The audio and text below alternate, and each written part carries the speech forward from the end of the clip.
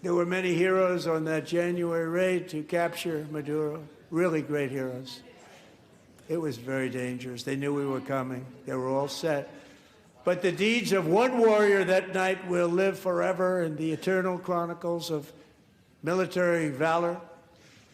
Chief Warrant Officer 5, Eric Slover, planned the mission and was the flight lead in the cockpit of the first helicopter, a big, beautiful, powerful helicopter. It was a massive Chinook carrying, as you can imagine, many, many American warfighters.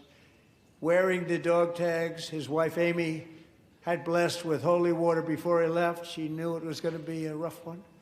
Eric steered the Chinook under the cover of night and descended swiftly upon Maduro's heavily protected military fortress. This was a major military installation, protected by thousands of soldiers and guarded by Russian and Chinese military technology. How did that work out? Not too good. While preparing to land, enemy machine guns fired from every angle, and Eric was hit very badly in the leg and hip, one bullet after another. He absorbed 4 agonizing shots, shredding his leg into numerous pieces. And yet, despite the fact that the use of his legs was vital to successful helicopter flight, legs are the most important part of flying a helicopter. To deliver the many commandos who would capture and detain Maduro was the only thing Eric was thinking about.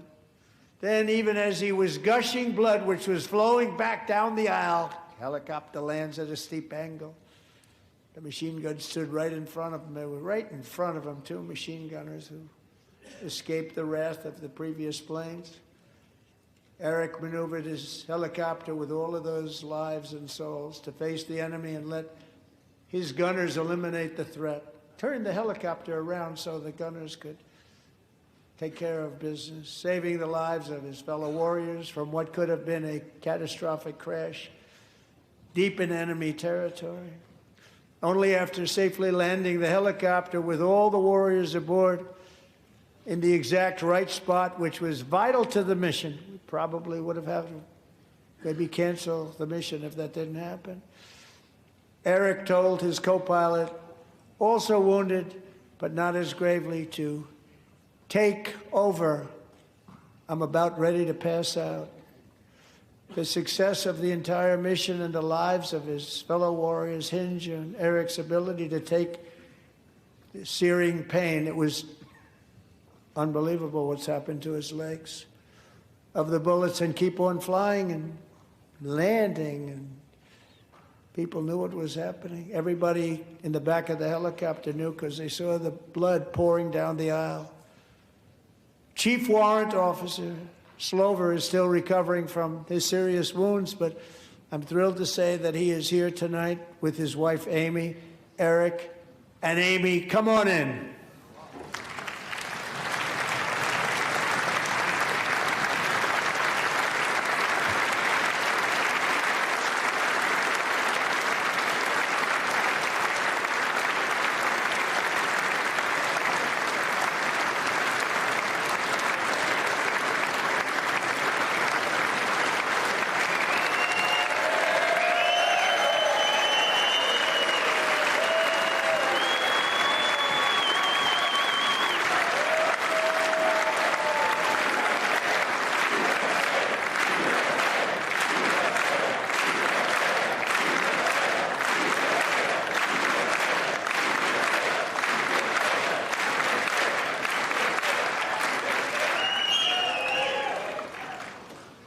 So we have a surprise for Eric and Amy.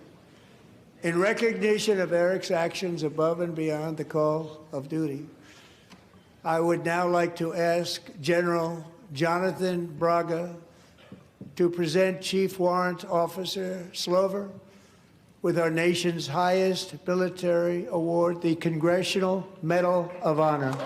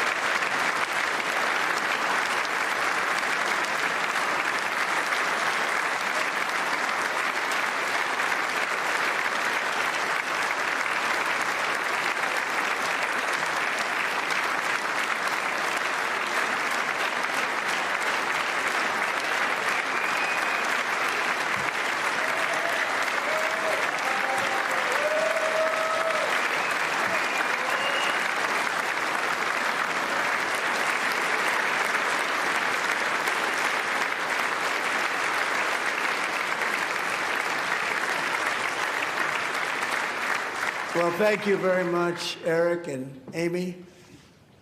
Great to get to know you. I met with them and with a lot of their fellow warriors at Fort Bragg recently.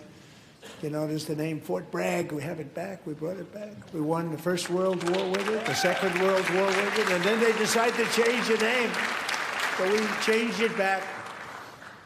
Everybody wanted to change back, too.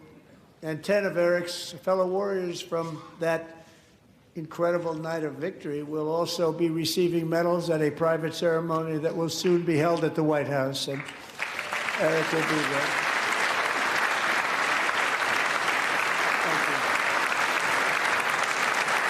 We thank you for watching, and remember, stay updated on breaking news and top stories on the NBC News app or watch live on our YouTube channel.